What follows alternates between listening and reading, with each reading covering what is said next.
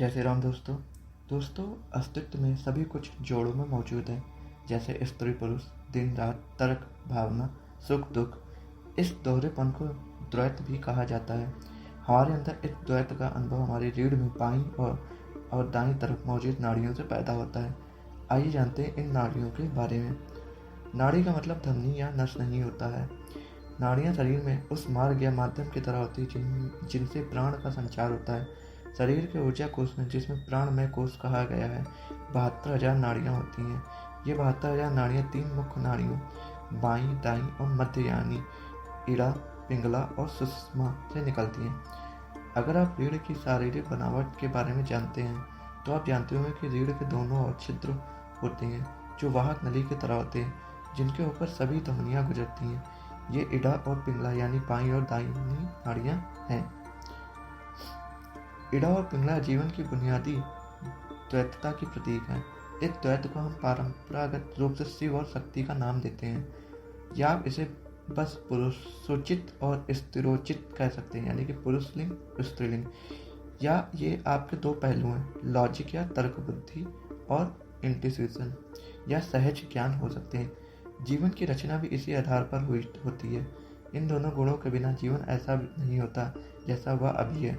सृजन से पहले की अवस्था में सब कुछ मौलिक रूप में होता है। उस अवस्था में द्वैत नहीं होता है, लेकिन जैसे ही सृजन होता है उसमें द्वैतता आ जाती है। पुरुषोचित और स्त्रीयोचित का मतलब लिंग भेद से या फिर शारीरिक रूप से पुरुष या स्त्री होने से नहीं है, बल्कि प्रकृति में मौजूद कुछ खास गुणों से है। प्रकृति के कुछ खास गुणों को पुरुषोचित माना गया है और कुछ अन्य गुणों को स्त्रीयोचित। आप भले ही पुरुष हो, लेकिन यदि आपकी इड़ा नाड़ी अधिक सक्रिय है तो आपके अंदर स्त्रीयोचित गुण हावी हो सकते हैं।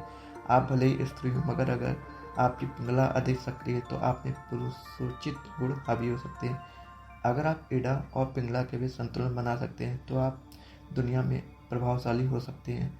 इससे आप जीवन के सभी पहलुओं की अच्छी तरह संभाल सकते हैं। अधिकतर लोग इड़ा और पिंगला में जीते और मरते हैं। मध्य स्थान सुषुम्ना निष्क्रिय बना रहता है, लेकिन सुषुम्ना मानव शरीर विज्ञान का सबसे महत्वपूर्ण पहलू है। जब ऊर्जा सुषुम्ना नाड़ी में प्रवेश करती है, जीवन असल में तभी शुरू होता है। सुषुम्ना नाड़ी से वैराग्य भी उत्पन्न होता है। मूल रूप से सुषुम्ना गुणहीन होती है, उसकी अपनी कोई विशेषता नहीं होती है। वह एक तरह की शून्यता या खाली स्थान है। अगर शून्यता है तो उससे आप अपनी मर्जी से कोई भी चीज़ बना सकते हैं। सुषुम्ना में ऊर्जा का प्रवेश होते ही आप में वैराग्य आ जाता है। राग का अर्थ होता है रंग, वैराग का अर्थ होता है रंगहीन, यानी आप पारदर्शी हो गए हैं।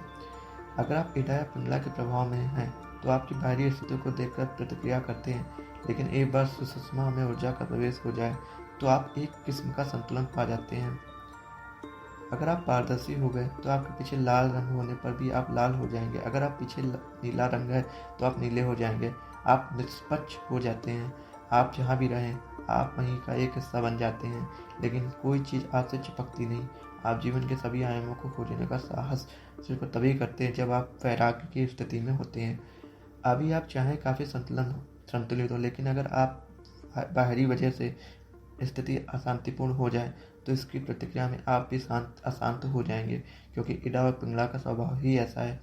अगर आप इड़ा और पिंगला के प्रभाव में हैं तो आप बाहरी स्थितियों को देखकर प्रतिक्रिया करते हैं, लेकिन एक बार सुषुम्ना ऊर्जा का प्रवेश हो जाए तो आप एक किस्म का संतुलन पा लेते हैं, एक अंदरूनी संतुलन, जिससे बाहर चाहे जो भी हो आपके अंदर एक खास जगह होती है।